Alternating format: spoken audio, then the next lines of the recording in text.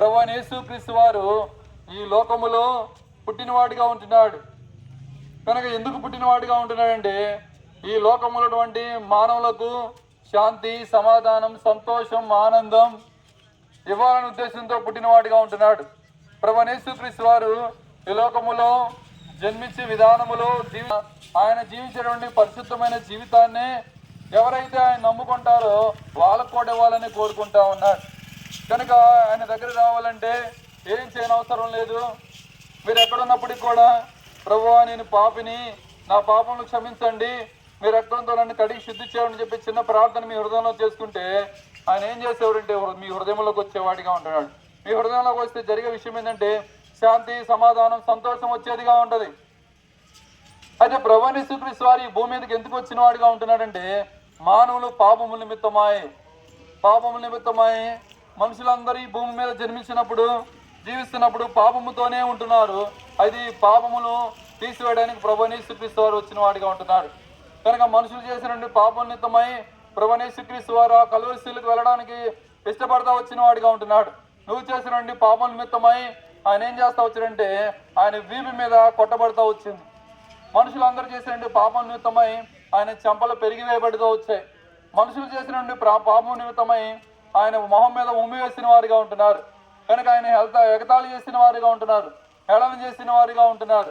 అంతేకాకుండా ఆయన తల మీద మనం చేసిన ఆలోచన ద్వారా చేసిన పాపం నిమిత్తమై ఆయన తల మీద ముళ్ళ కిరీటం పెడతా వచ్చారు. అదే మన చేతులతో చేసిన పాపం నిమిత్తమై ఆయన చేతుల్లో గాయములు పొందుతూ వచ్చాడు.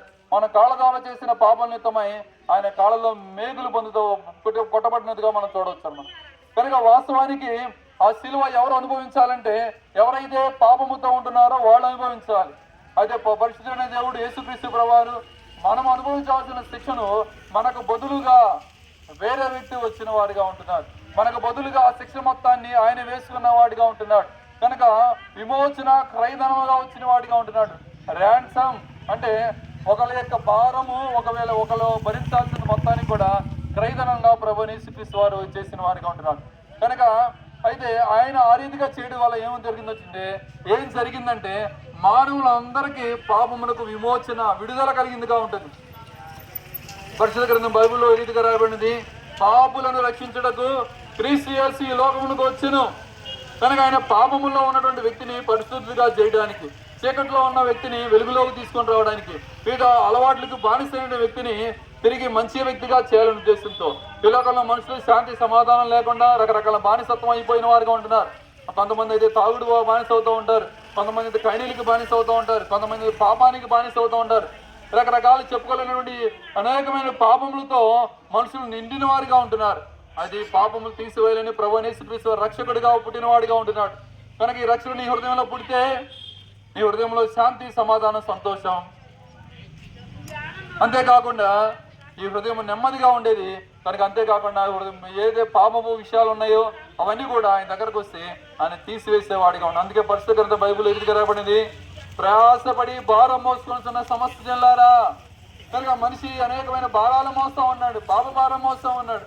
కనుక ఆ భారాన్ని తీసివేయాలనే ప్రభువైన యేసుక్రీస్తు వారు పుట్టినవాడిగా ఉంటున్నాడు.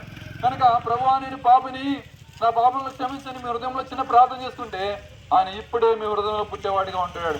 ఆయన పుడితే వచ్చేటువంటి లాభం ఏంటంటే శాంతి, సమాధానం. అంతేకాకుండా ఈ దినమును చనిపోతే ఆ మోక్ష రాజ్యం, నిత్యరాజ్యం, పరలోక రాజ్యం, యుగంలోనే రాజ్యంలో వెళ్తా ఉన్నటువంటి నిశ్చయిత ఇచ్చేవాడిగా ఉంటాడు.